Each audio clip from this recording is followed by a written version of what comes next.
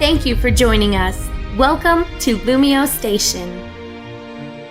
Yo! What's up, LumioseStation? Your competitive Wi-Fi battling conductor PKSparkxx is here yet again on Monday with another competitive Wi-Fi battle for you. Before we begin, I want you guys to do me a favor. I want you guys to hit that like button. I promise that you're going to enjoy this battle. It was really decent and went back and forth. But the reason why I'm asking you to like it is, if we can get this battle somehow to 1,000 likes, battle number 15, I will bring you guys a double battle. So if you guys want to see a double battle, then make sure you guys hit that like button. We are only 2 weeks away from battle 15. I believe it's battle 13. I should probably check before I make this promise. Let me correct myself real quick before I tell you guys the goal that we are aiming for today. So let's see, Wi-Fi battle number 12. This is number 13 versus Edgar. So like I said, if we can get this battle to 1,000 likes, battle number 15 will be a double battle. It will be against Safazon, probably the best double battler I know right now. Since this man plays VGC, he's probably the best I know. And I will do my best to bring you guys a double battle for number 15 if this video gets 1,000 likes. So make sure you guys hit that like button for me. Let's see if we can accomplish this. That'll be freaking awesome to bring for you guys on LumioseStation.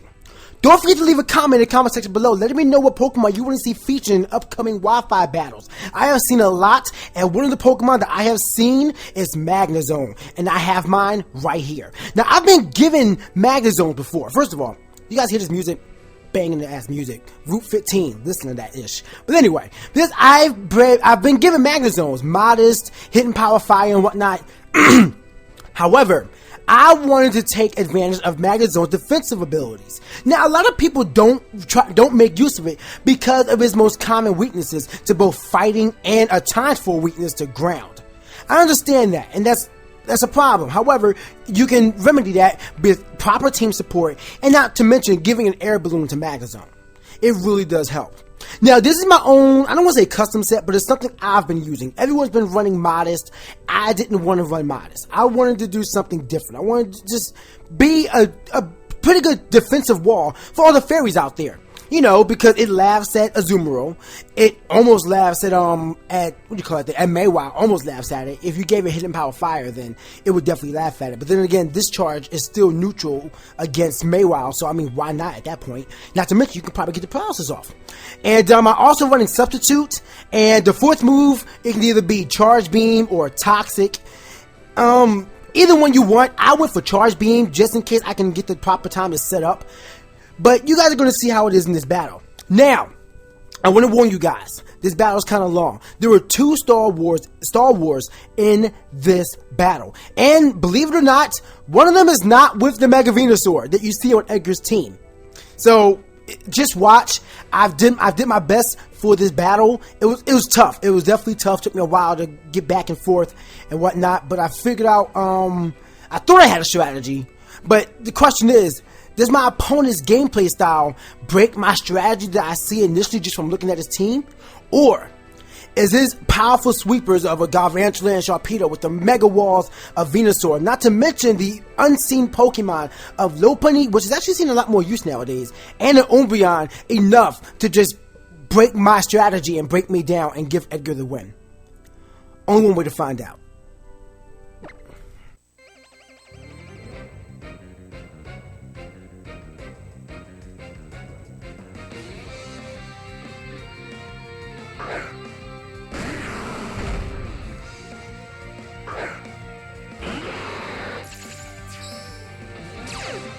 The battle begins with his Sharkeisha the Sharpedo and my King Ramses the Tyranitar. So initially I see the Tyranitar, I know that Sharpedo is going to be faster than me. So I'm thinking if I was on his position, I would just go for Waterfall, seeing as how I will still get the speed boost after the turn and do damage to Tyranitar. So I go into my Magnezone. However, he went for the Protect. So I'm like, well, okay then. So knowing now he knows he can't one-shot me. He doesn't want to lose the Sharpedo this early. So I decided to take this opportunity to go for Substitute. Now, thankfully, the Sandstorm is up and I am a Steel type, so I take no damage from the Sandstorm. I am not running leftovers on this Magnezone. Now, Magnezone, is you can use one or two items with this set I'm using, either leftovers or air balloon. I decided to try air balloon, seeing as how I already had leftovers on another Pokemon, but they're both pretty viable moves. But anyway, what we have right here now is a physically defensive Magnezone with that's a special attacker versus a specially defensive Umbreon that is a physical attacker. So you guys can probably guess already, this is the first of two Star Wars in this battle. He went for Curse, and I'm just like, well, crap. I went for Charge Beam, thinking that he might want to switch out here or whatever, but whatever. So now I'm like, okay, let me go for Discharge, see how much damage Discharge will do against the Umbreon after I get the special attack boost. It didn't do that much, but I really wanted to get the paralysis. Seeing as how I'm an electric type, I can't be paralyzed. Now, usually, if that would happen and you synchronize it in 5th gen and beyond, 15 and beyond. That was clever. Anyway, you would get paralyzed, but in 6th gen, electric types cannot be paralyzed at all. So I'm like, let me try to get the paralysis off on this Umbreon. You see that he just keeps going for Curse, and I'm not really getting anywhere. He went for Rest. Right now he has +2 Curse, which is +2 attack and defense and -2 speed. And I am +1 special attack with my Discharge. I'm sorry, with my Charge Beam. So the Sandstorm is subsided. He went for Rest, but he is not Resto Chesto. So now I'm like, okay, he has to be Sleep Talk. But I don't know. Personally, I would have ran Resto Chesto, if anything, but that's just me.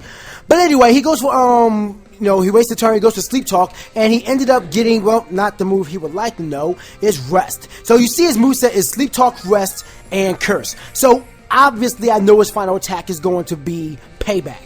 It's a classic set. It's a set that I first used all the time, and it's really good. But anyway, the Magnezone is here. I went for Charge Beam again. I think I got another special attack. I kind of missed it.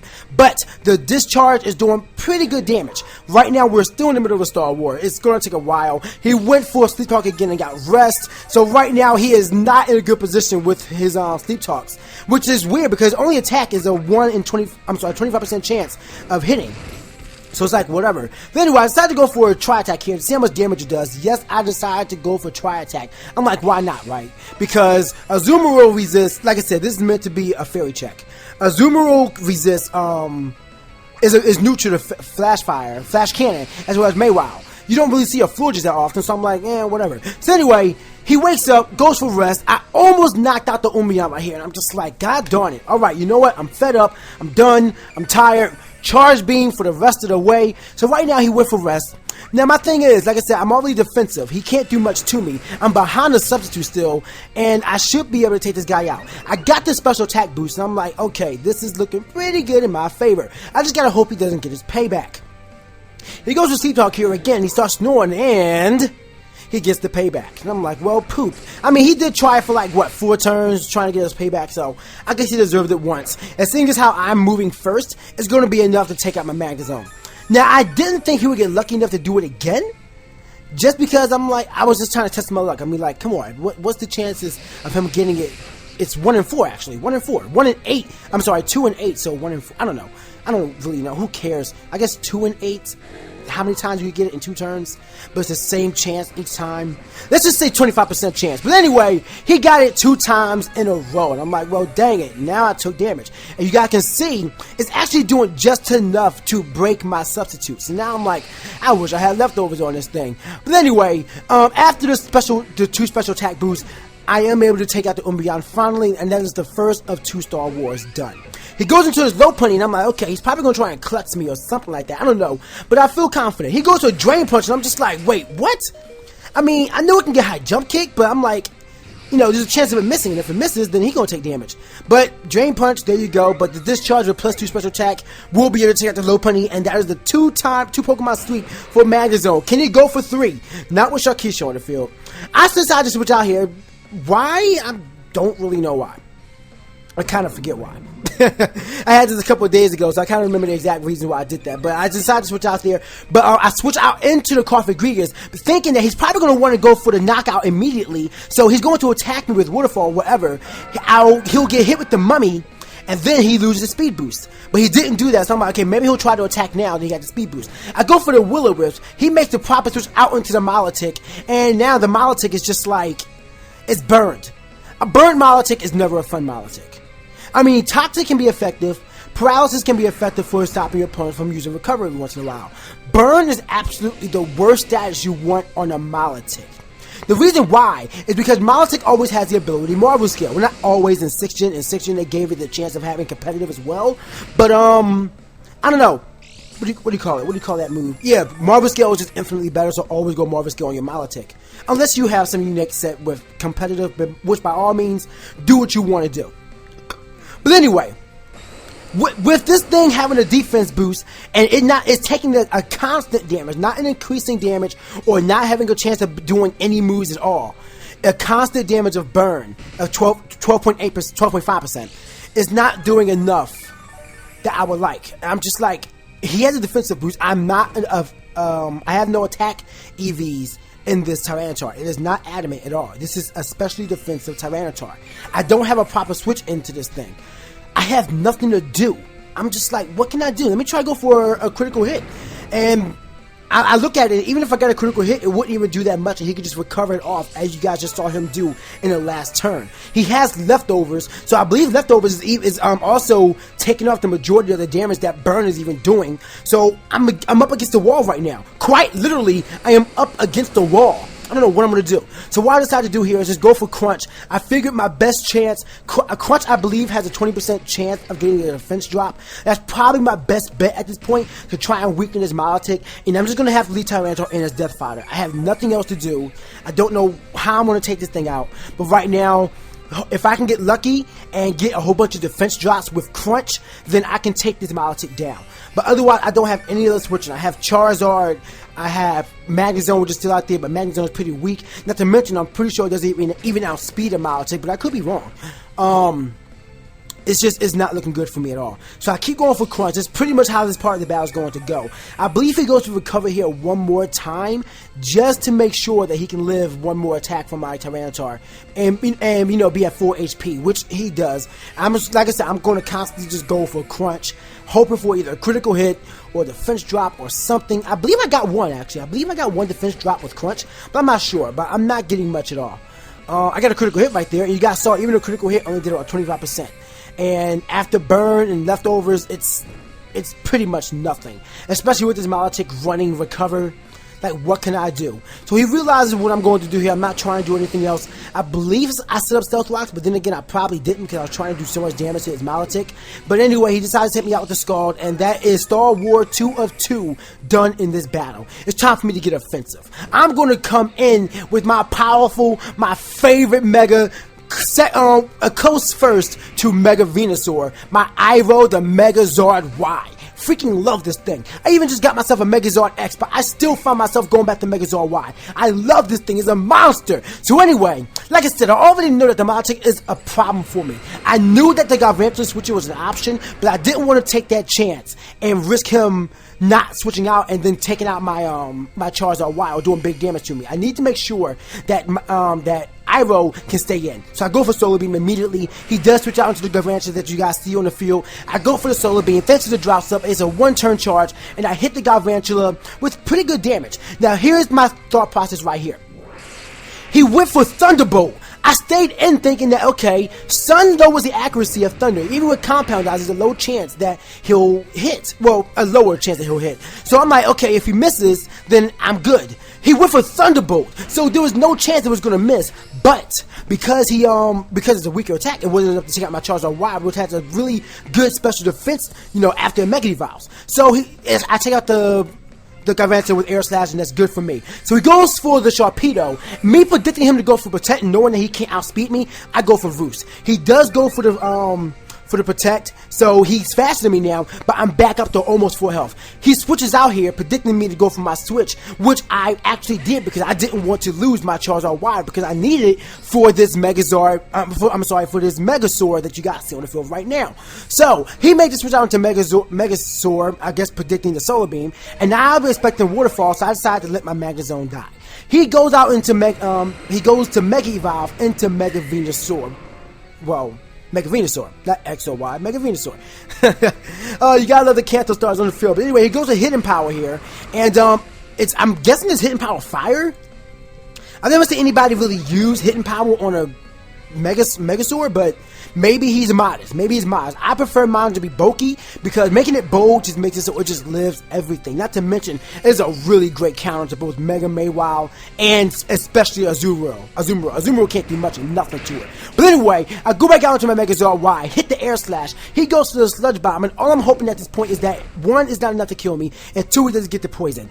Neither of those things happen, so thankfully I do not miss his Air Slash as well, and I was able to take out the Megazord pretty easily, which normally it would have been a big thorn in my side. That's the reason why I wanted to go for Roost, because I needed it. I needed it for Megazord. So he goes back out into Sharpedo, and now him predicting me to go for Roost again, predicting him to go for Protect, I go for Solar Beam. Worst case scenario, he got faster than me, and I make a switch out here into my Cofagrigus. So it was nothing for me to lose at this point. I go for the Solar Beam. He does not go for Protect. He is not faster than me. I get a needless critical hit, and the Sharpedo goes down. And I'm sorry. I'm actually sad that it didn't get to do much, because it was a huge threat to my team. It really was. So anyway, Fancy the Milotic comes back out onto the field, and I'm just like, well, hi, Fancy. Listen, I got a Solar Beam here for you. Would you just hold this for me? Won't you just get all this photosynthesizing all up in your body and just cook you from the inside out? And I do that, and it's just enough to fry the Milotic. Sushi, anyone? Anyone want some sushi? That is a dead fried Milotic, and it is a good game, Edgar. I found Edgar from one of my live streams. If you guys don't know, I do live streams all the time. So if you want to know when I'm going to be live streaming, you can find that out by follow me on Twitter. By following me on Twitter or my Facebook page or even my YouTube. I always upload a video when I'm streaming on Twitch. So do either of those or actually follow me on Twitch. And you'll know when I'm doing battles. You guys could probably get a battle in with me that'll go up on Mondays. And yeah. Otherwise, that was a good game, Edgar. Like I said, I was really worried about the Sharpedo, but luckily, somehow I was able to pull it off because Sharpedo, I know, is deadly.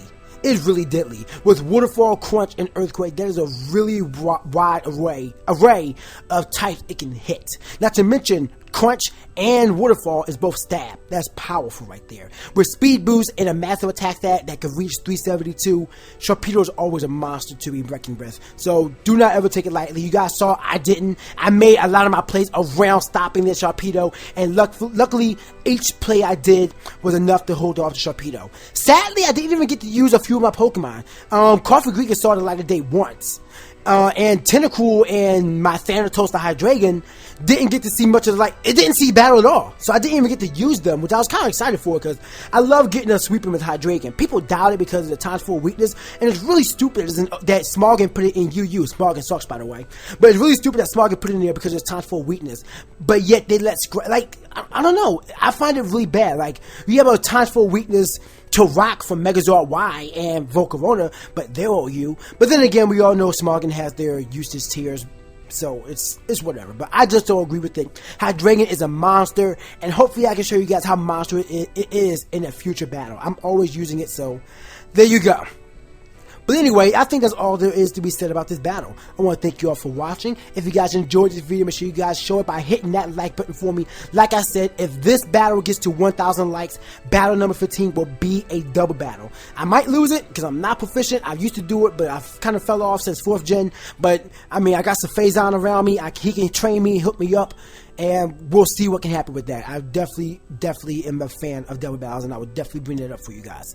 But yeah, don't forget to check out the other stops here at LumioseStation. We have the Data Decks by the One Integral. We have Cooking with Nexus with Num Nexus. We have Wi-Fi battles by J YouTube Gamer and myself on Mondays and Tuesdays. We have Showdown battles with Nexus, and we have community submissions every single Friday where you guys can submit either your Pokemon Showdown or Pokemon X and Y Wi-Fi battles.